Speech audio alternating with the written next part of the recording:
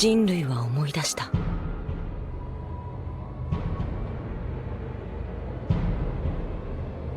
奴らに支配されていた恐怖を、鳥かごの中に囚われていた屈辱を。 So, you've probably heard of an anime called Attack on Titan. The anime about man-eating giants called Titans and the inhabitants of an island called Paradis that are at the mercy of these Titans. The only thing protecting them from these Titans are these walls surrounding the island, at first glance anyway.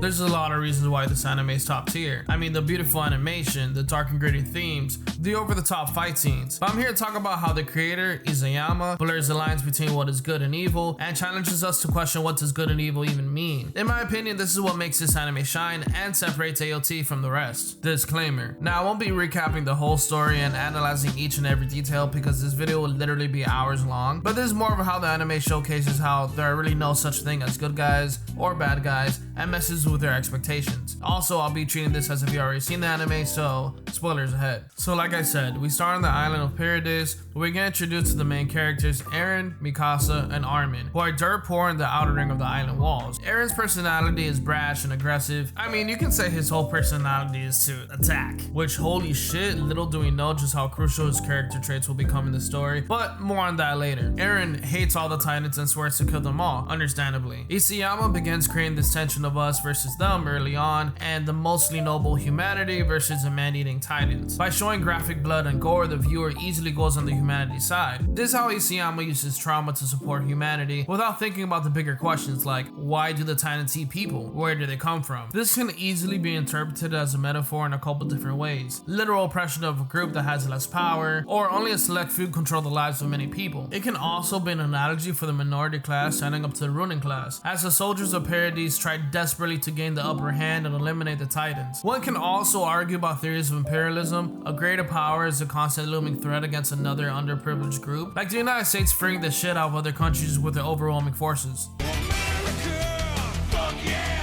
In the beginning, there's not much depth between the good guys and the bad guys. Each side is very monolithic for the most part, but that changes very quickly. It makes sense why the anime became so popular with the fans. It paints the bad guys broadly. The Paradis soldiers are fighting for humanity, and the Titans are ruthless monsters eating them. And Eren and friends are fighting the good fight by joining the army. After this is where the layers start. Holy shit, does this anime have layers upon layers upon layers.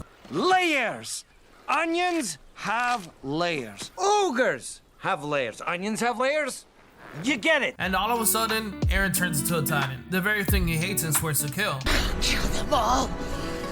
Every last one. We spend the whole show seeing how awful and cruel the Titans are, just to see one of the main characters become one. This is where Isayama starts playing with our expectations of good and bad. The scouts don't trust Eren and treat him like one of them. Isayama plays your stereotypes and makes the viewer feel conflicted constantly. What do you do when your comrade turns into your sworn enemy and has killed countless other friends? Later, the soldiers figure out that there must be a rat in the collective. I want to know more about the nature of the Titans. Now the whole objective has changed. Whereas their main enemy aren't just the Titans, but the same humans that countless have died that can turn into these Titans. You can't help but to ask, maybe it was better when they were completely ignorant? Like I said, in the beginning it was simple, the objective being to kill the Titans terrorizing humanity. But now the Titans are popping up left and right, that happened to me in your own squad, and Titans aren't just merciless killers, they used to be people too. How can after all this time your own teammates are the ones killing your other teammates? And after all of this, Eren and team finally gained the upper hand as Reiner and his squad escape. They kill off all their pure Titans and reach the ocean, where Eren points to across the ocean and asks out loud, what if they destroy everyone beyond the island? Would they finally be free? At this point, they realize that instead of humanity being a small pocket of people on an island, that there's a whole world out there full of people. People possibly wanting to cause them harm. So are they just always going to be at war with the opposing side? Now, it's not as simple as killing man-eating Titans. Now evil is subjective, as Reiner and company are just defending their homeland and following orders, while they're being taken advantage of by the ruling class in their country,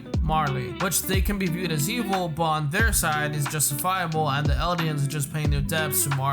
If I choose to report this, it'll be you and your family dropped out of an airship as Titans next. Wait, please don't do that. I'm so sorry. Allow me to correct myself.